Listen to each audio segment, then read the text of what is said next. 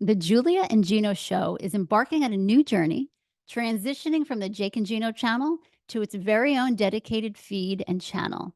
For our loyal listeners eager to continue enjoying fresh episodes and encouraging conversations with remarkable guests, we invite you to visit our new website at juliaandgino.com. There you'll find our RSS feed and links to subscribe on Spotify and on iTunes. For our YouTube viewers, please refer to the links in the video descriptions to seamlessly follow us to our new channel. Stay connected and never miss an episode. Hey everyone, this is Julia Barbaro, host of the Julia and Gino Podcast. I'm here with the co-founder of Jake and Gino, my husband and co-host, Gino Barbaro. Julia, how are we doing today? Amazing. This is going to be an excellent show. Who do we got on today? Well, we have my dad on. Your dad? Yeah. Who is your dad? That's all I know him as. I have a health issue and I'm like, Dad, what do I have to do? And he's like, read the book. So that's what I've heard my whole life. So I'm sharing my knowledge with our viewers. Well, let's introduce you. Plus, I got to experiment on her when she was little because I was still, figuring this stuff out. And hey, she was a willing participant. That explains a lot, people. As a clinician, Dr. Philip Maffetone pioneered various breakthroughs in biofeedback, nutrition, and exercise, and has authored many books, textbooks, and scientific research papers. During this career, he became a professional singer-songwriter, touring the world to share music and teach about a better brain and body. Since the 1970s, Dr. Phil Maffetone has warned against sugar addiction, and what we're going to be speaking about today, carbohydrate intolerance. Welcome to the show, Dr. Phil. Thanks, Gino. Thanks, Julia. Wow. When I met you back in 1997, I was a total mess. I was young. I was 27 years old. I was in pretty good shape, but then I had all this stress, and I was the pizza guy. And I don't know if you remember the first time you treated me, the inflammation at such a young age. And I want to say, probably haven't said it in a while, you probably saved my life. That first treatment, not knowing where I was headed, the backaches that I had at such a young age, what was going on. And I look back and I'm so thankful that you actually steered me on the right path. And, God put Julia in my life, and as a result, you came into my life. So I want to say thank you for that. And if you want to tell the listeners what kind of condition I was in, and I was the pizza guy, I was the classic carbohydrate tolerant person. Yeah, you did a good job explaining it. But I think that's what happens when we're younger in particular. We get all these clues, these signs and symptoms about poor health, and we tend to ignore them. We tend to self-medicate them. We tend to think, well, it's getting old. At 27, you are getting old, really? For me to see somebody with those problems means something's wrong. We need to steer this person in another direction. And that was really all I did. And it was hard. And we're going to talk about carbohydrate intolerance. Let's discuss, what is CI? What is carbohydrate intolerance?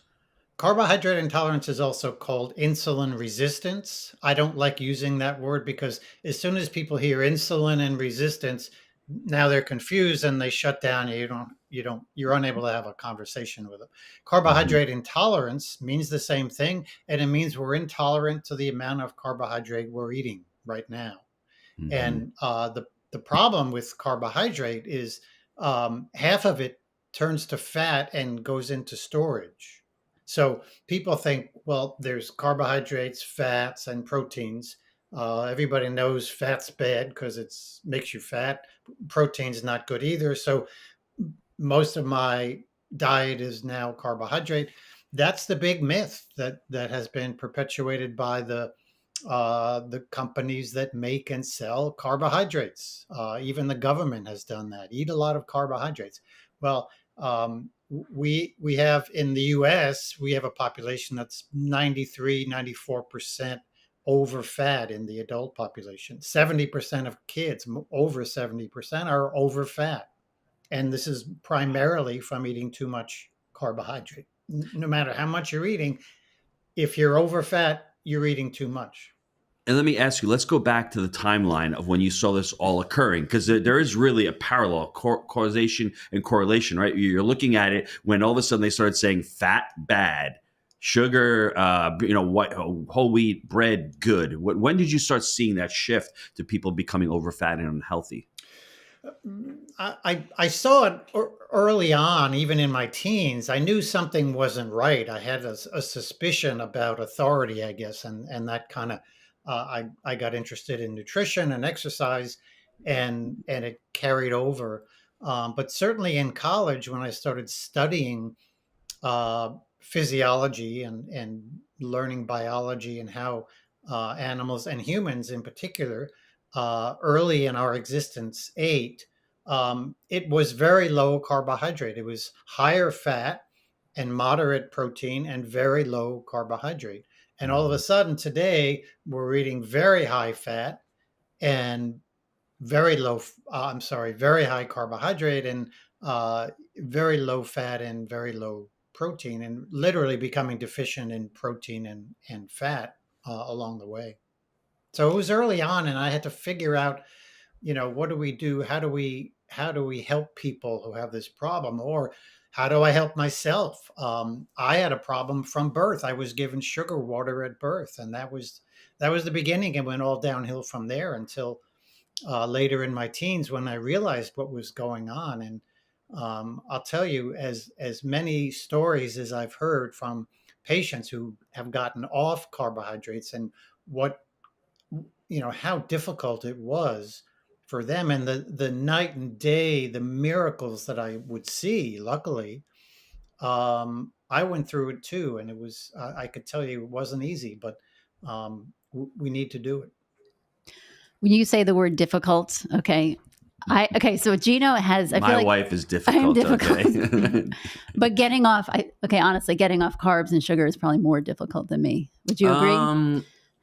That's Well, I was going to say, okay, maybe for you, because you'll do the 2 week test. And my dad's going to talk about that and what that means. But you'll do it, and the kids are like, "Wow, Dad's really good at that." Because we'll go on it, Dad. Well, me and the kids will try to go on it, and within 2 days, we can't. It's just so difficult. Julia, for what us. inspired me, Yes. this is what really inspired me. There's a story from Jim Rome. I was going to share this a little later. But imagine yourself, picture and imagine right now that you are in a boat without a motor or without oars, and you're 100 feet from Niagara Falls. What are you? You're screwed. But the real tragedy of that story is if someone had told you upstream that Niagara Falls is downstream, what would you do? You'd prepare yourself. You'd get a motor. You'd get a rowboat. You'd prepare yourself. That's what this show is all about. It's all about preparation. Mm-hmm. I'm at an age right now that I still feel great. My wife, I can run circles around my wife. She's tired. I have so much energy. But that's not the point. True. Okay, but we'll talk about that in a second. That's not the point. The point is I know that I'm going to have issues in the future. Yeah. And I think the psychology of how my mind works and dopamine and all this, I know that I need to do this because I want to see my daughter get married and I want to have grandkids and I want to be able to experience that, not from a wheelchair or not with taking medicine and drugs from companies, but to be able to say, hey, I can skip the donuts because I want to be around in my 80s because I want to have impact with my kids and leave legacy. That's what you need to be thinking about as you're listening to this show, that Niagara Falls is upstream or downstream and you're heading towards it. You have the ability to make a course correction right now. It's never too late. I love your And passion. and we know all this. People know all this, but sugar and refined carbohydrates, which turns to sugar as soon as you eat it, so it's really all one thing, has such a grip on people. And early in my career, I think as a student, when I was talking about carbohydrate addiction, and other scientists and clinicians didn't like that word addiction because, we need to do studies. Is it really addicting? We don't know, blah, blah, blah. Well, if you've tried to get off sugar, it's addicting. Right. And when I would try to express the seriousness of it, I would equate it, sugar, to tobacco, to smoking cigarettes. And it became sugar is the new tobacco, because everybody relates to tobacco. They don't realize that it hasn't gone away by any means. It's just the perception that we've all received because of the big lawsuit. The tobacco companies had to pay billions, but they make billions every year. And so it's the cost of doing business. And then one day, and I had tried putting sugar as a new tobacco in some of the research papers I wrote, and the reviewer said, "No, not a good idea. That's really too opinionated." And suddenly they accepted it. And then just recently, I read something that said sugar is not only the new tobacco, but it's harder to get off. So, and gradually the tobacco analogy wore off, and I started using heroin. I said, "Look, heroin is not unlike sugar." And what I realized over the years is that heroin addicts and cigarette smokers and people who are sugar addicted have the same mentality. Oh, I can quit if I want. Well, how about if I only do heroin on the weekend? That's okay, right? I mean, no. And with sugar, with junk food, the thing is, oh, everything in moderation, right? Mm-hmm. Oh, so what's moderation when it comes to smoking cigarettes? Moderate heroin intake, it's okay, right? No, there's no moderation with sugar. Phil, let me ask you real quick before you jump in. This is important. What are the symptoms of carbohydrate intolerance? Well, there are so many signs and symptoms. We could spend all of our time talking about them and why they come about. But fatigue, mental fatigue, and physical fatigue. The mental fatigue is important because you mentioned about success, and we can't be successful even if we have the best plan in the world, whether it's for business, for a partnership, for life. It's not going to work if our brain isn't working. And one of the things carbohydrate does to the brain is it impairs it. We literally become brain injured as a result of sugar intake. So fatigue, mental and physical fatigue, hunger, very common problem, digestive symptoms from top to bottom.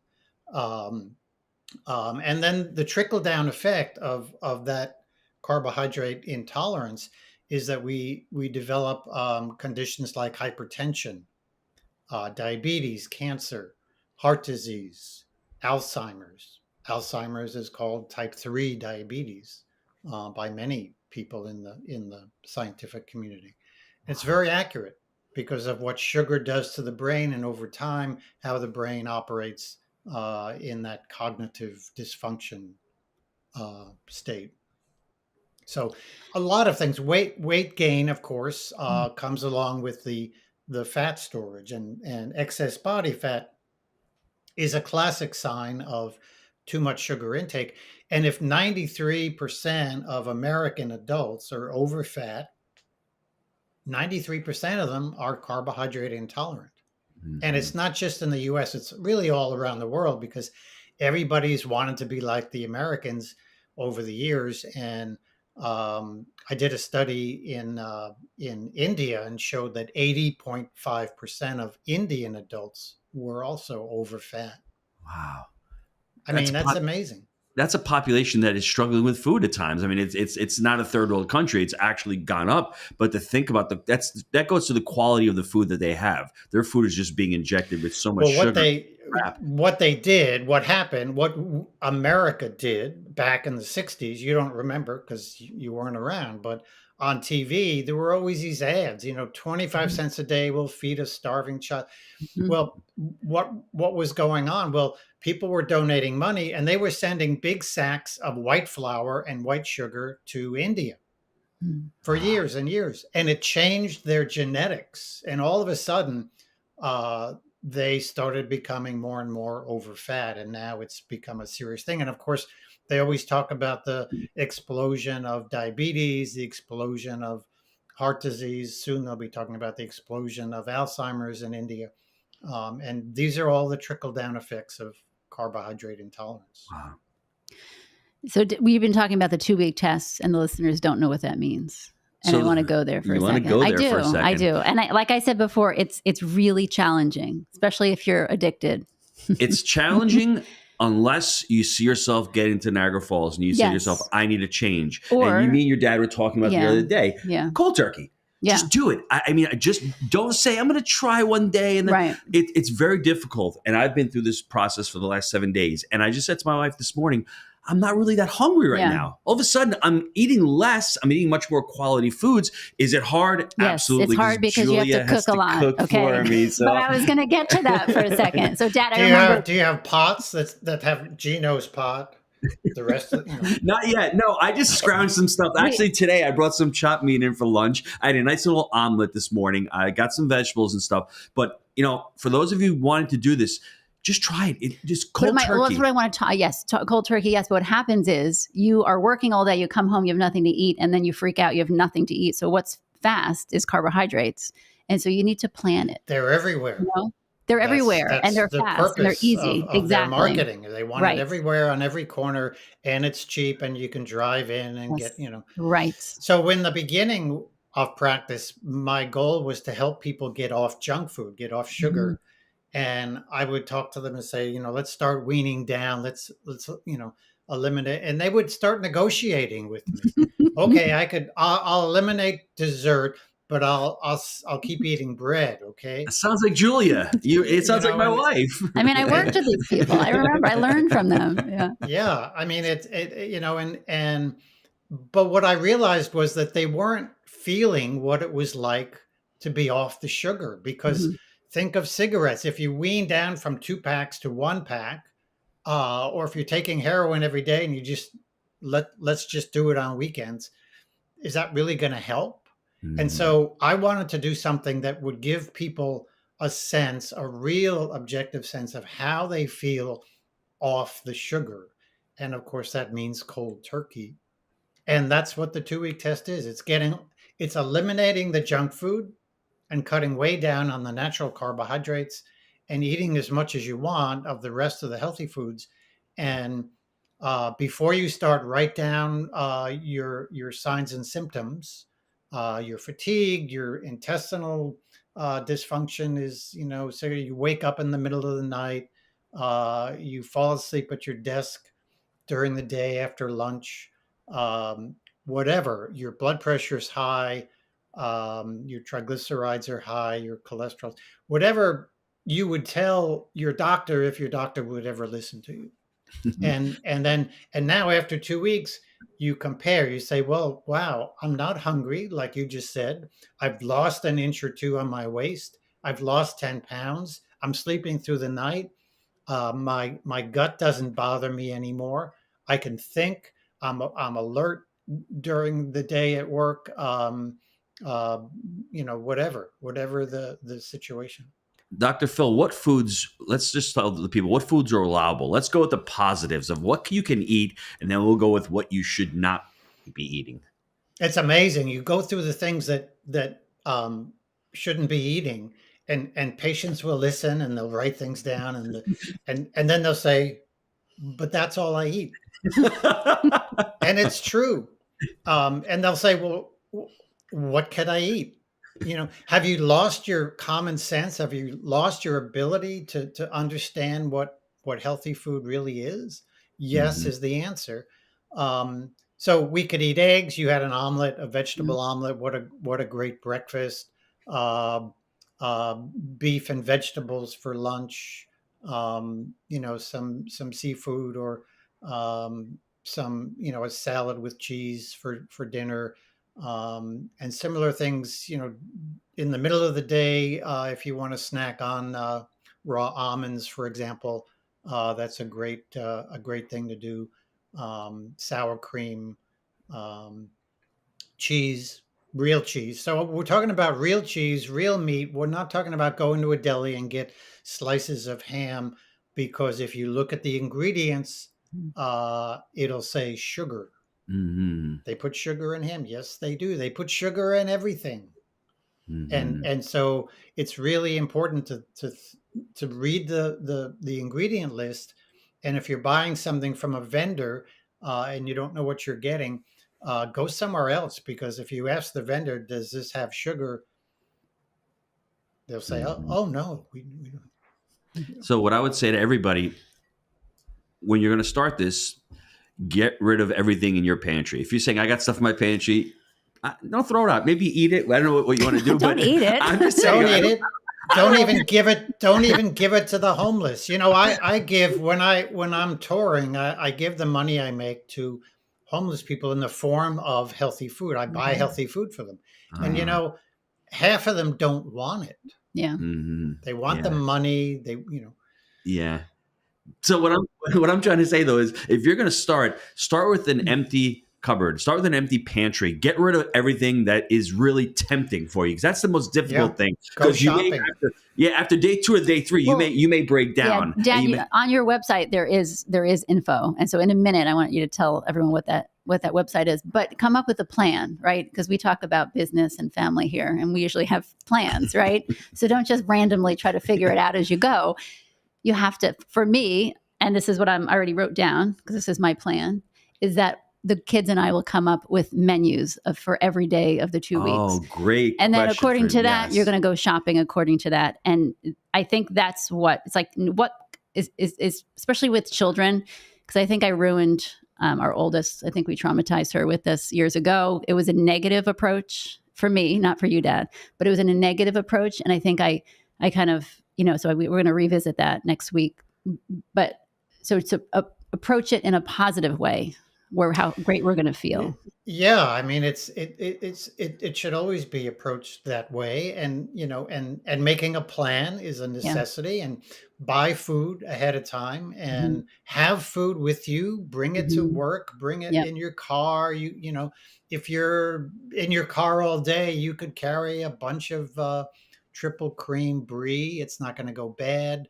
Almonds. There's so many ways to not be hungry and not skip a meal. You don't want to skip a meal, because if you do, what the body does is it breaks down muscle to get energy, and some of that muscle turns to sugar, which then turns to fat, and it's just like eating sugar. So for many people, they need to eat every 2 or 3 hours until that hunger goes away, which, like you said, doesn't take very long. Dr. Phil, recipes. I know you've got a place where you have recipes also, because some people may not be as creative. Now, I'm the one dish wonder. I make some amazing meals, so I don't have that problem. But for those people who have problems on coming up and being creative with cooking, it's not that difficult, especially when you have great ingredients like beef, like meat, like vegetables, not potatoes, please. I got the Irish chick next to me. She loves the potatoes. Potatoes is one thing. In corn, you got to get rid of a couple of those vegetables. So go on the website and make sure you're following it. But where can people get more ideas to become more creative? There's so much you could eat. There's so many ingredients on that list that you're going to have when you go to the store and buy. And then there's so many dishes you can make. And I have recipes on my website. I have really great pictures. We actually did a photo shoot of a lot of those pictures. philmaffetone.com, you could search on that website the 2-week test, and you'll come right to it, and then it'll have links to the recipes. Foods you should eat, foods you should avoid. There's a white paper, more scientific paper on why this problem is so prevalent and what it really does to our health. And so there's really no questions. It's pretty straightforward. And really the first step for people is deciding they want to do something, deciding they want to take responsibility for their health. And this is the time. There's no better time than now. Yeah. I have a question before so a lot of us, yes, we cook. All of us here cook. Some people don't. Let's just be honest. Okay. And there's a lot of food. You buy the little prefixed foods. Are those acceptable? Or some? Can you find those out there? Is that a rhetorical question right now? Well, no, because some people honestly. So I'm going to push back on let's learn how to cook and eat healthy. Well, don't go to Whole Foods and buy prepackaged stuff. Read the labels. I'm just joking with you. I know that. It's a great question, Julia. Because we think we're going, and I'll give you a quick story. We literally have 8 people in the house that could cook. So I remember 1999, we started the health food kick, and my wife's like, we're going to eat healthy. We're going to have organic Fig Newtons. Yeah, that's a great choice. Looking back at it now. I thank you for bringing that up, because I went through some things. We all go through these. We went through something. I did. You go to the health food store all of a sudden and you're like, oh, look at all this stuff. It's organic. It's natural. It's good for me. Yes, that's the scam, the organic scam. I only eat organic food, and it's not easy finding it. Yeah. But the industry, the sugar industry, when the USDA was putting the National Organic Program together, the sugar industry, the big food chains, Big Sugar insisted on being part of the National Organic Program, and they wanted sugar, white flour, chips, Mhm. tobacco. They wanted all these things organic, and they got what they wanted because they were in charge, really. So we can't make any assumptions. We have to read ingredients. The label laws today are better than they used to be, but there's a lot of trickery out there Mhm. still. So you buy the ingredients in their raw, simplest material, and you cook it. If you can't cook, or if you don't want to cook, um, you can still go into a store and buy essentially packaged foods that have an ingredient list that you could read and go from there. It's tough to do that with eggs, but you can bring some eggs home and boil them up and keep them in the refrigerator. Now you've got an on the go food. You've got Mhm. cheeses, real cheeses, that is an on the go food. You could make you put all the stuff that you mentioned, Gino, the beef, the vegetables, uh, you saute it with coconut oil or butter, and you make this big pot, and then you put it into little containers, and now you have some to go Mhm. foods. Mhm. Um, Yeah. it's not hard, and being creative is not hard either. Mm. Phil, can you just give me a few ingredients for people when they're reading the label, like soy protein isolate or maltodextrins? When you read the label, what should you run away from? Anything you can't read, put it down. Anything that has an ingredient list that's longer than a couple of sentences, as it gets bigger, just put it down. It's packaged foods. That was the Mhm. term that we often used before the word junk food came about, which was not until the early 80s, I think. Hmm. We called it processed foods and packaged foods because they were traditionally the really bad, unhealthy foods, and they still are today.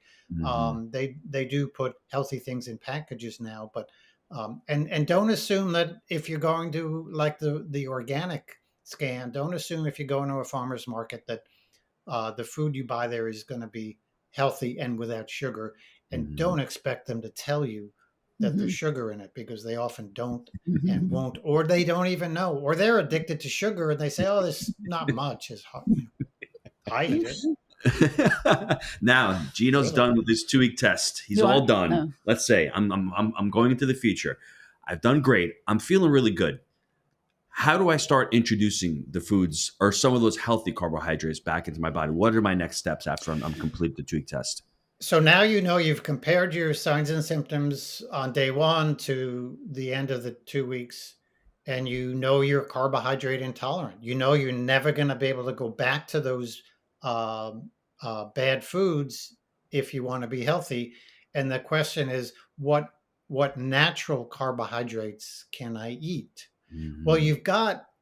you're now more intuitive. You're now instinctual. So if you eat something that's beyond your carbohydrate limit, you're going to know pretty quick. So if you normally get tired after lunch, or if you're normally waking up in the middle of the night, um, and you experiment with some natural foods, and you have a half an apple after dinner as a dessert, and you wake up in the middle of the night, or the next day you're kind of sleepy, that amount of carbohydrate is too much for you. Hmm. And you experiment with the natural carbohydrate, lentils, fruit, um, uh, even honey, Mhm. very small amounts of all of that stuff. Every other meal, because there's a two-meal pattern in metabolism, where the amount of insulin we make in this meal is based on the carbohydrates in this meal, and also the carbohydrates in your previous meal.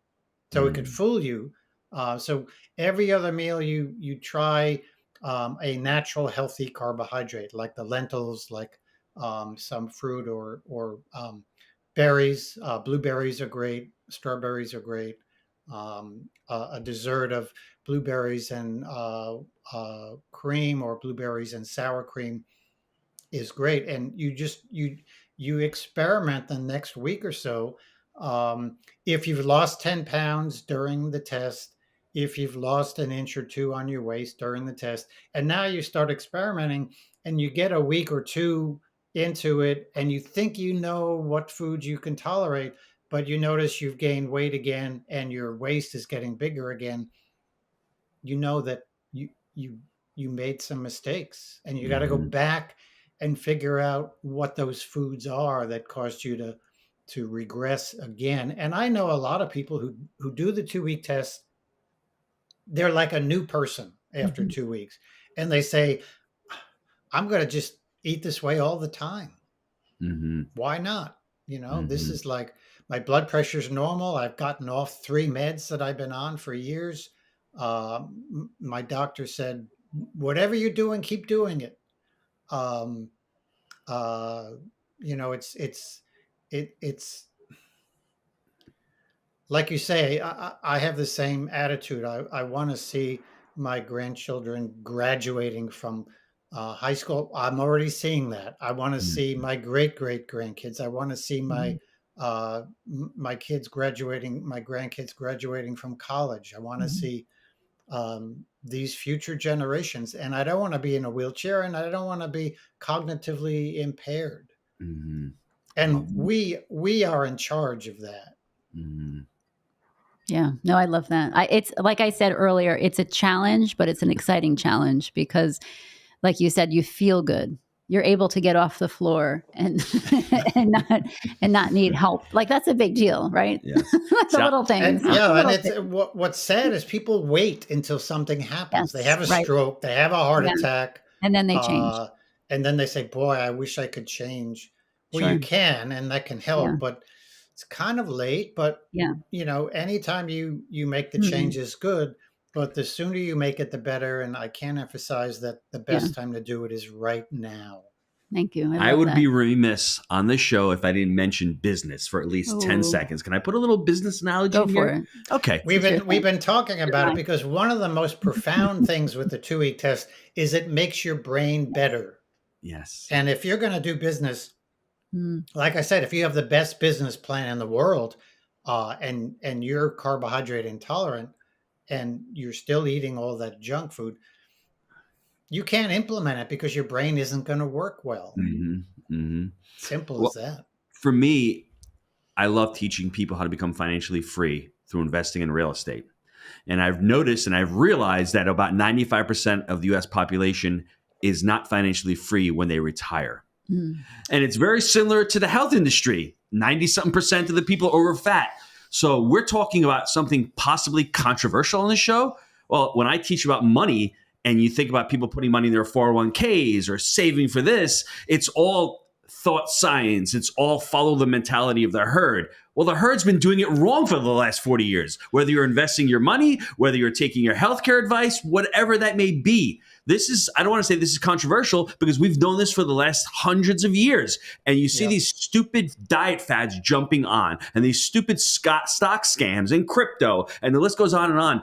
Think about long-termism. Think about the benefits. Think about going back and the simplicity of what we're talking about. It's the same thing about creating wealth. Creating wealth and making money is not a complex process. It's simple. It just takes time for you to prepare it, to be really diligent about it, to be disciplined, and to actually have a real reason why. It's great to make money. Why are we making money? To create a legacy for our future generation. Why do we want to become healthy? Because we want to be able to function when they're 82 years old and not sit in a nursing home. We want to still create impact and create legacy. And I see my wife is smiling at me. Would you like to jump in? I love your excitement. And it takes a healthy brain. I mean, yes, definitely. Yes. And if you're healthy, then it's easier for me to take care of you. Is that what you're saying? I guess so. You can wash the dishes. And I love it because we could do this with our whole family. You know, a lot of times we try to do things on our own, and our family's over there eating pasta. And my husband has to deal with that a lot. We do feel bad, just so you know. But if we do it all together, it's easier.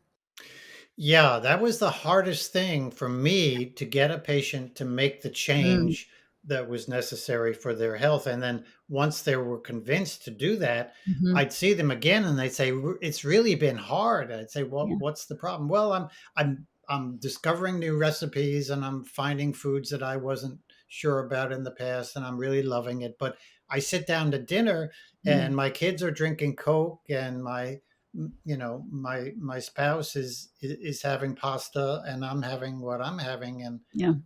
it's really hard. It's hard to get off the junk food. It's hard to get off the sugar, but in the 2-week test, you'll be able to do it without any problem. It gets interesting over the months and years because we still go through this addiction thing. We are still addicted to sugar. It's like an alcoholic or a cigarette smoker. I've given up cigarettes. Oh, now I'm gonna have a couple of hits on a cigarette or a cigar, and bingo, now you're smoking again. In order to pass the bakery test, for me, it took years. The bakery test is where we walk by a bakery in Paris and we see and smell the most amazing things. And we don't question ourselves. We don't ignore it. We think about walking in and buying a croissant and eating it because our nervous system has that ingrained in it. And how long does it take to get rid of that? It takes years. So there's the different stages. Where can the listeners get a hold Before of you do that, I have this important question. Ooh, Is important coffee question. okay on the 2-week test? Why are you looking at me? Because this is an important question. I'm sure a lot of people are wondering that as they're listening. Please answer that question. I had a patient, she asked me the same question. And I said, yes, you could have coffee. Thank you. And she came in a few weeks later and said, I don't understand. It's not working at all. I said, well, what are you doing? And she said, well, that, and then I had coffee with my normal 2 spoons of sugar. Yes, you can have coffee. And, we don't want to overindulge. Caffeine is a drug. It's a potent drug. And we need to know our limits. If we're carbohydrate intolerant, we tend to not know our limits. After we get off the sugar, we tend to sense how much caffeine we can consume without it stressing our body. So yes, coffee, tea, of course, water, plain water. And there's really not a lot of liquids because liquids today are full of sugar. Yeah. Okay. I had to do that because coffee, I mean, that's what we think about. That's what you think about. I could see my dad drinking his last cup of the day. I could see yes, it. It's my midday last fix, which I look forward to starting when I make it in the morning. See? We're related. You could tell. And I have a thing called Phil's fat burning coffee recipe. Yes. Where you add certain ingredients and it's the best cappuccino you've ever had. It's very healthy and it's literally a meal because you're getting 3, maybe 400 calories, depending on how much you make in the morning. And it's a meal. Yeah. So when you're doing the 2-week test, it's important to eat within the first hour after you awaken because your metabolism is pretty unstable and you want to give it all the help you can. Yeah. Okay. No, I love this topic. And I just encourage you listening, do it with the family, encourage them, say, are you willing to try this with me? Not, this is what we're doing. Because that's a big mistake that I've made before. Are you willing to do this with me? We're going to do it together. We're going to shop together. We're going to plan the meals and encourage each other and keep it positive. Yeah. And if some of your kids are not on board and they're away, you change everything. And when they come home, oh, where's this? Well, we don't have those foods anymore. And you can't bring them in the house. I want to share a quick story to relate and maybe on how to have the mindset of how you can adopt what we've been talking about. In 2015, it was March. I was at the restaurant. I'm in the shed of my restaurant and I'm surrounded by pizza boxes and I'm surrounded by bags of flour. And it feels as if I'm hiding in the shed. But at that time, I have my phone jammed to me and I'm talking to Jake and we are negotiating an $11 million real estate deal. And I'm doing $10 an hour work while I'm negotiating an $11 million deal. And it's just, to me, it was mind boggling. I stopped right then and there. And I said to myself, that's it. This deal, when I close it, I'm going to leave the restaurant forever. And at that point, I found myself to start identifying as a multifamily entrepreneur. From that point before, I was always identifying as the pizza guy. But now when I took on the persona of the multifamily entrepreneur, what did that mean? It meant that I had to do different habits. It meant that I had to learn new skills. It meant that I had to surround myself with different people. It meant that I had to call brokers and raise capital and learn the process. And this is the same thing with becoming healthy.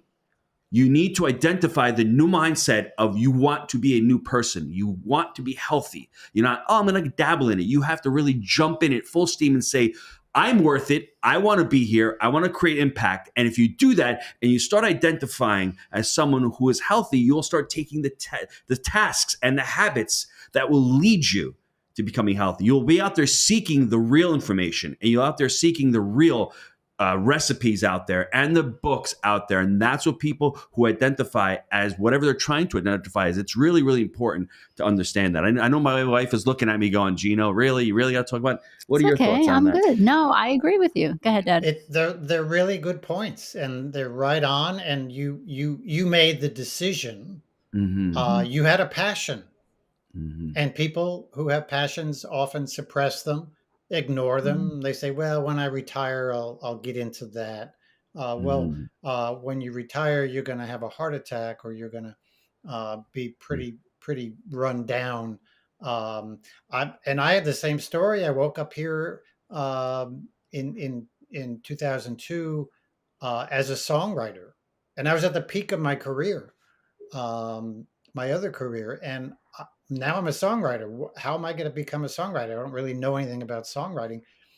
And I realized I had to quit my job, which I did. I ran off to LA to start learning about music. And I leveraged what I did in my previous health and fitness career. But, it was the most wonderful thing I've ever done.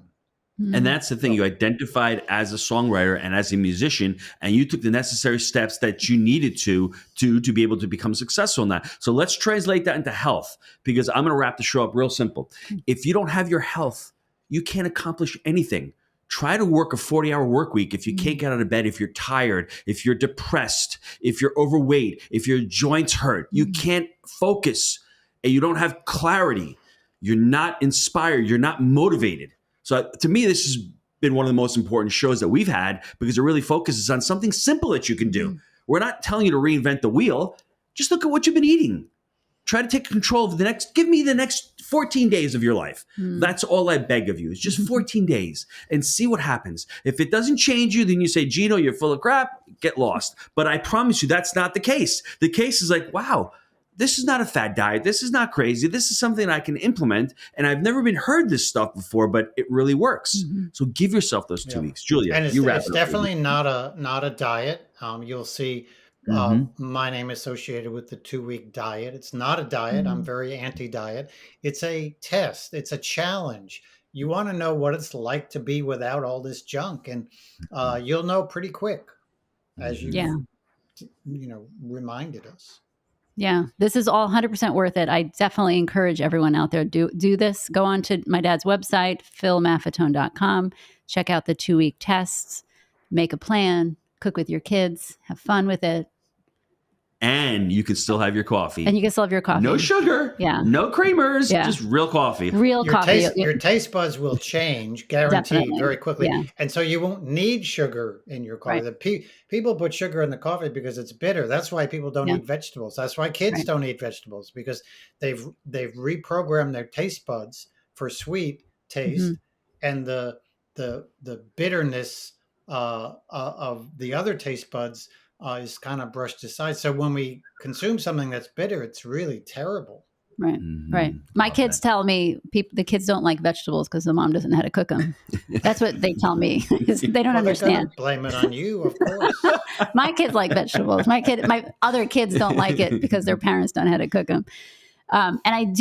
Let's have you back in a bit, because I want to go over exercise in our next podcast. Love that. And that would be really helpful, because that's just like the part 2. So like we're Yeah, talking about. let me just say the exercise part is important, but as I've often talked about, the exercise quality, the ability to exercise and get into shape and burn off body fat is really dependent on the more priority, the more important factor, which is carbohydrate balance. Yeah.